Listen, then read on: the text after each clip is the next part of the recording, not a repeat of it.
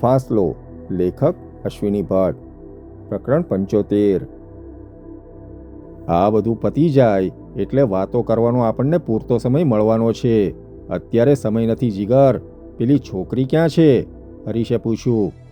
સરજુ? જીગરે આશ્ચર્યથી પૂછ્યું. એટલે? હું એને ઓળખું છું. આઈમીને મને મળી હતી. મેં જ તેને કહ્યું હતું કે તું છૂટે પછી જ લૂંટના માલ વિશે ખાતરી થઈ શકે. એ તને મળી હતી છતાં એ તને ગમી નહીં એ જ પૂછવું છે ને તારે? હરીશે હસીને કહ્યું. વેલ, મને ગમી હતી, ખૂબ ખૂબ ગમી હતી, પણ તેના કરતાંય વધારે ગમતી એક વ્યક્તિ છે. વોટ?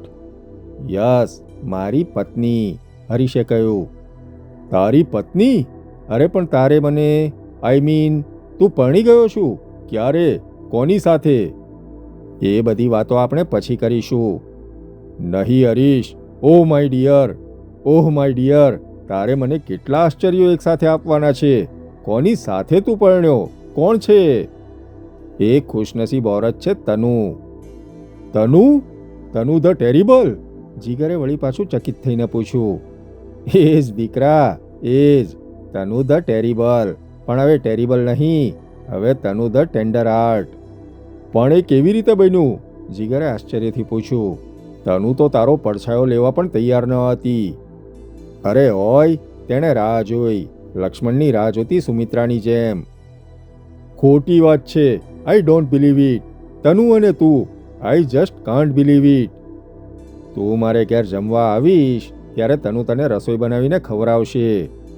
જીગર માટે એ સમાચાર ખરેખર નવાઈ ભર્યા હતા, અદ્ભુત હતા. ઉદયપુરમાં તનુજાના નામનો ડંકો વાગતો. એક તો એ રૂપાળી હતી, અને એ જેટલી રૂપાળી હતી તેનાથી કંઈક ઘણી વધારે તેજસ્વી હતી. ગોવિંદ ભંડારી જેવો કે અમારા લિયો જેવો પણ સ્વીકારતો કે તનુ અત્યંત વિચક્ષણ છે. ઉદયપુરમાં એવું એક વર્ષ પણ જતું નહીં જ્યારે તનુને કોઈ ઇનામ મળ્યું ન હોય. તે આર્ટ્સમાં ભણતી હતી, છતાં લિયો અને ગોવિંદ સાથે એન્જિનિયરિંગ કે મેડિસિનની ચર્ચા કરી શકતી. તે જે પ્રવૃત્તિમાં પડતી તેમાં તે બધાને પાછળ પાડી દેતી. હરીશને તે ખૂબ ગમતી. ઉદયપુર અને જયપુરની કંઈક બાળાઓને હરીશ જઈને પોતાની આસપાસ ફરતી કરી નાખી હતી, પણ તનુ હંમેશા તેને તિરસ્કારતી, તેને ડમ્બ લોફર કહીને ધૂતકારતી. એક વખત હરીશે તેને અડપલું કર્યું હતું ત્યારે તેણે હરીશને સમસમાવીને લાફો માર્યો હતો. હરીશ તે વખતે બધી જ મર્યાદાઓ ભૂલીને તનુને મારવા જતો હતો, પણ ગોવિંદે તેને રોક્યો હતો. પુરુષાતન બતાવવા માટે બીજા ઘણા રસ્તા છે હરીશ. છોકરી આપણને લાફો મારે ત્યારે એમ સમજવું કે મર્યાદા બહાર તમે તેને ગુસ્સે કરી છે. ગુસ્સો ગુસ્સાથી શમે નહીં, પ્રેમથી શમે. Govind, you take it from me. આ ટેરિબલ છોકરીને જો મારે ઘેર હું રોટલી કરવા બેસાડું નહીં તો હું જૈનનો બચ્ચો નહીં. હરીશ ગુસ્સામાં તે દિવસે બોલ્યો હતો. તારા જેવા લબાડનો પડછાયો કોઈ સ્ત્રી લે નહીં. તનુ આવું કશું બોલી હતી, પણ તે દિવસથી તેનું નામ તનુ ધ ટેરિબલ પડ્યું હતું. હરીશને એ છોકરી અનહદ ગમતી, પણ તેનું કશું ઉપજ્યું નહીં. પણ આ બન્યું કેવી રીતે હરીશ? જેલમાં. જેલમાં? યસ, જેલમાં ગયા પછી માણસને શું થતું હશે તેની મેં ક્યારેય કલ્પના કરી ન હતી. પણ યુ નો જીગર, તું કે ગોવિંદ કે લિયો, તમે લોકો ઘણી બધી શક્તિઓ ધરાવતા હતા. તમે સ્કોલર્સ હતા. તમને વાંચવાનો, જાણવાનો બધો રસ હતો. મારી પરિસ્થિતિ તદ્દન જુદી હતી. મને કેવળ ફોટોગ્રાફીનો શોખ હતો, તેમાં મારી ચાંચ બૂટતી, અને બીજો રસ સુંદર છોકરીઓ પૂરતો મર્યાદિત હતો. જેલમાં જવાને કારણે કુટુંબમાં હાહાકાર થયો. કંઈક જુદી જ પ્રતિક્રિયાઓ થઈ. મારી માં એમ જ માનતી હતી, આજે પણ માને છે કે મિત્રોએ મને બગાડ્યો હતો, એટલે જેલમાં ગયા પછી મન ઘોળાયા કરતું, દમ ઘૂંટાતો. 4 દિવાલો અને કંબક જાનવર જેવા સહકેદીઓ. કાકાએ ઘણી બધી લાગવકો મારી ના કહેવા છતાં વાપરી હતી. મને છે કેરવડામાંથી મારી તબિયતના બહાને મોકલવામાં પણ ઇન્ફ્લુઅન્સ વપરાઈ હતી. જેલમાં ઘણી બધી સગવડો મળી. ભાડુતી લોહી આપનારા પણ હતા, પણ એકલતા મને કોરી ખાતી હતી. શેક્સપિયર, તું માને કે ન માને, પણ મને ગોવિંદ, ચંદન જાણે કે હોન્ટ કરતા હતા. એમની ગેરહાજરી સાલતી હતી. એ દરમિયાન મેં પત્રો લખવાનું શરૂ કર્યું હતું. પત્રો? તે મારા પત્રોમાંથી કેટલાયના જવાબ જ ન આપ્યા. શરૂઆતમાં તારા જવાબો આવતા, પછી તો જાણે તું મને ભૂલી જ ગયો હતો. એ તને પછી સમજાવીશ જીગર. પણ પળે પળે મને તમે સૌ યાદ આવતા હતા. પણ શું લખું તને? મારી એકલતા ઠાલવીને, મારી હતાશાઓ ઠાલવીને હું તને શો પ્રત્યુત્તર આપું? તો પછી મેં પત્રો લખવાના શરૂ કર્યા હતા. તને ખબર છે શેક્સપિયર, હું સંત નથી. સ્ત્રીઓ બાબત મારું ચારિત્ર્ય પણ શુદ્ધ નથી. જીવનમાં સ્વચ્છંદ ઘર કરી ગયો હતો અને એટલે જ જેલમાં મને એક સ્ત્રી, માત્ર એક સ્ત્રીના સહવાસની અહર્નિશ ઝંખના થતી હતી. મેં એક પછી એક મને ઓળખતી બધી જ છોકરીઓને પત્ર લખ્યા હતા. And you know how many of them replied? હરીશે પૂછ્યું. જીગર શાંત રહ્યો. કેવળ તનુ ધ ટેરિબલ. મને પારાવાર આશ્ચર્ય અને આનંદ થતો હતો. મેં તો તેને મજાકમાં જ પત્ર લખ્યો હતો. બધી જ છોકરીઓને હું પત્ર લખી ચૂક્યો હતો. કોઈ બાકી ન હતું. અને મને એક દિવસ તનુજા યાદ આવી અને મેં તેને પત્ર લખ્યો, લખવા ખાતર, મારો સમય પસાર કરવા, કંઈક માનસિક સંતોષ મેળવવા. એ પત્ર લખ્યા પછી 10-12 દિવસ વીતી ગયા હતા અને એકાએક તેનો જવાબ આવ્યો, તનુ ધ ટેરિબલનો પત્ર. શું વાત કરે છે? જીગરે કહ્યું. યસ. શું લખ્યું હતું એ પત્રમાં? It was fantastic. તને હું એ વંચાવીશ. જો દરેક કેદીને તનુજા જેવી સ્ત્રીઓ પત્ર લખી શકતી હોત તો તેમની જિંદગી સુધરી જાત. I mean they can whether the storm. તેના પત્રમાં અનુકંપા હતી. આપણે જે કામ કર્યું હતું, જે આદર્શોથી કામ કર્યું હતું, તેને તેણે બિરદાવ્યા હતા. She was actually proud of all of us. પછી તો પત્રોની વણઝાર ચાલી. And that was how. નહીં, મને બધું જ કહે. તનુ તારા પ્રેમમાં કેવી રીતે પડી? તું ક્યારે પરણ્યો? જીગરે જગ પકડી. અત્યારે સમય નથી જીગર. હજુ અદાને સલામત ઠેકાણે મૂકવાની વ્યવસ્થા કરવી પડશે. મારે ડ્રાઈવરને બધી સૂચના આપવી પડશે. તનુને સમજાવવી પડશે. પણ એટલીસ્ટ તે પ્રપોઝ કેવી રીતે કર્યું એ તો કહે. I did not. હરીશે હસીને કહ્યું. પ્રથમ વખત મને બીક લાગતી હતી. તનુ મારી આરાધ્ય સ્ત્રી બની ચૂકી હતી. હું તેને પ્રસ્તાવ મૂકું અને તે ના પાડે તો મને તે ડર લાગતો હતો. પણ તનુએ જ મને લખ્યું હતું કે જેલમાંથી હું છૂટીને આવીશ ત્યારે તે મને રોટલી બનાવીને જમાડશે, જો મારી ખાવાની ઈચ્છા હોય તો. ખરેખર કે તું ગપ્પા મારે છે? તું જ આવીને તેને પૂછજે ને. But it is fantastic. It is. ભરતની જેમ તેણે મારા વનવાસ દરમિયાન પાદુકા નહીં પણ મારી તસવીર જોઈને દિવસો ગુજાર્યા હતા. ઓહ, નાઉ ડોન્ટ બી ડ્રામેટિક. આપણે તનુની વાત પછી કરીશું. પહેલાં એ કહે, પેલો તંદુરસ્ત ફટકો ક્યાં ગયો? તું સરજુની વાત કરે છે? એ રામતીરથને મળવા ગઈ છે. જીગરે જવાબ આપ્યો. અરે પણ એ બદમાશ તો. મારી પાસે કોઈ ઈલાજ ન હતો. મારે માલ શોધવા માટે સમય જોઈતો હતો. વળી અદાને તેના પંજામાંથી કેમ છોડાવવા તેની વિમાસણ હતી. મને ખબર હોત કે તું મારી પાછળ છું તો મેં એ રામતીરથના છોતરા ઉખાડી નાખ્યા હોત. અરે એક અડધો કલાક પહેલાં આપણે મળ્યા હોત તો. અરે તારે મને અણસાર તો આપવો જોઈએ.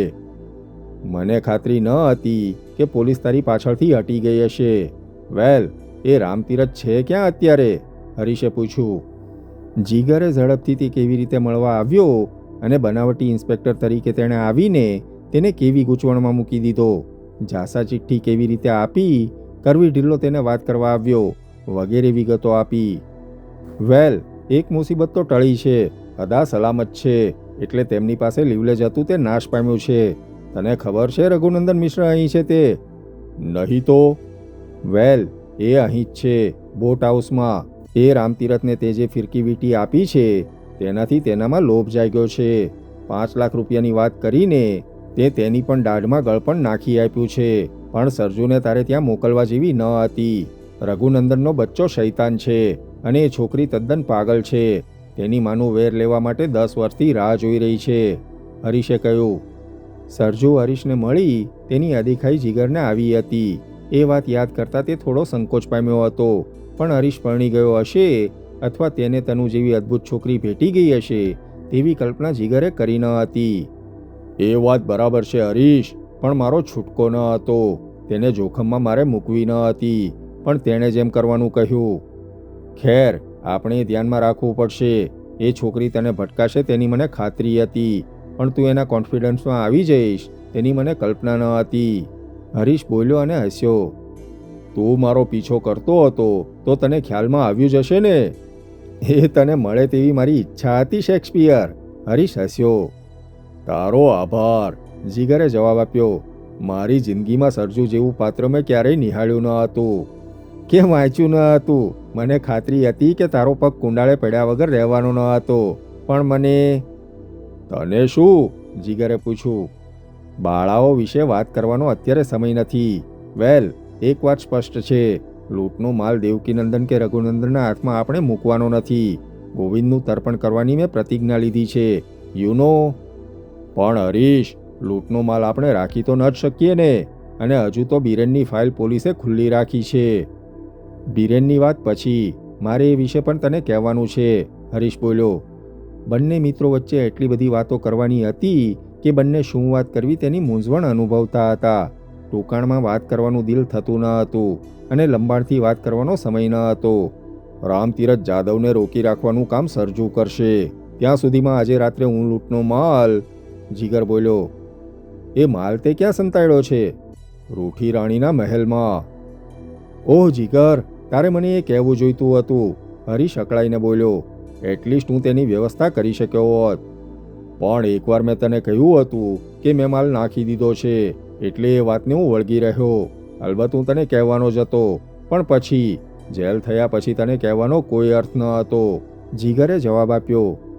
તું એ માલની ભાળ કાઢી લે, ત્યાં સુધીમાં હું એક અગત્યનું કામ પતાવી આવું. અને હા, તારી સાથે હું હવે પછી વાત નહીં કરી શકું. તારે જે સંદેશો આપવો હોય તે કાઉન્ટર ક્લાર્કને આપજે, અથવા ગેસ્ટ હાઉસના મેનેજરને.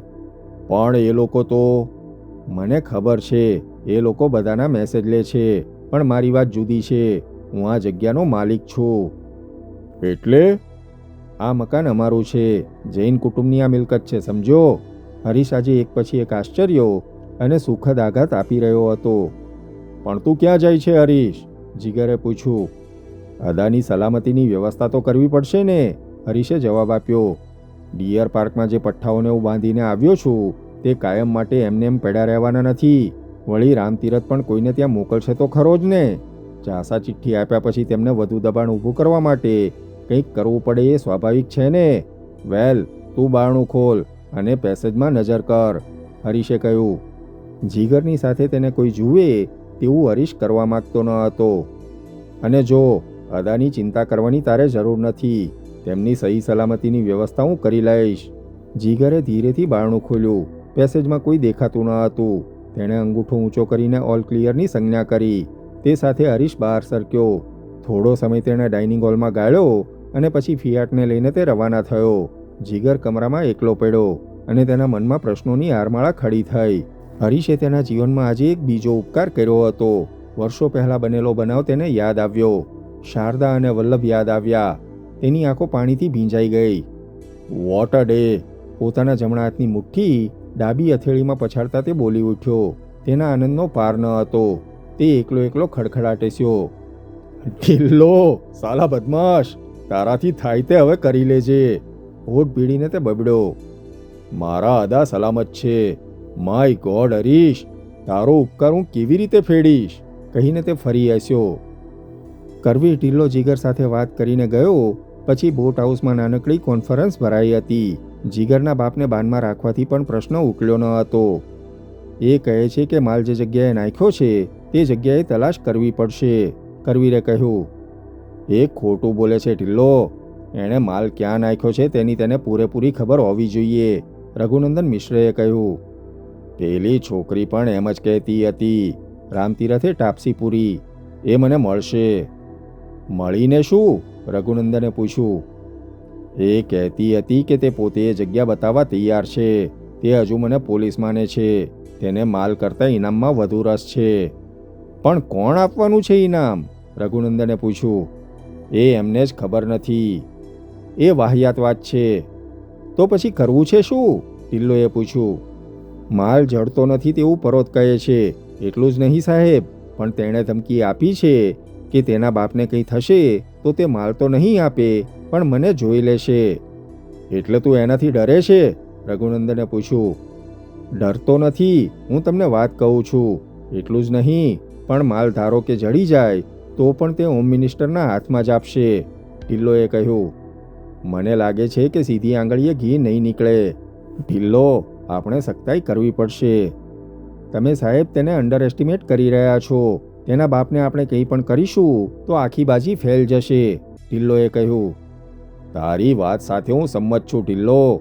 તેની જગ્યાએ હું હોઉં તો હું પણ એમ જ કરું, રામતીરથે કહ્યું. તેના બાપની જિંદગી જોખમમાં છે તેવું આપણે સાબિત કરવું જોઈએ એમ મારું કહેવું છે, રઘુનંદને દલીલ કરી. હું એક સજેશન આપું? ઢિલ્લોએ પૂછ્યું. કોણે તને ના પાડી છે? રઘુનંદને ગુસ્સાથી કહ્યું. આપણે તેના બાપને અહીં લાવી દઈએ.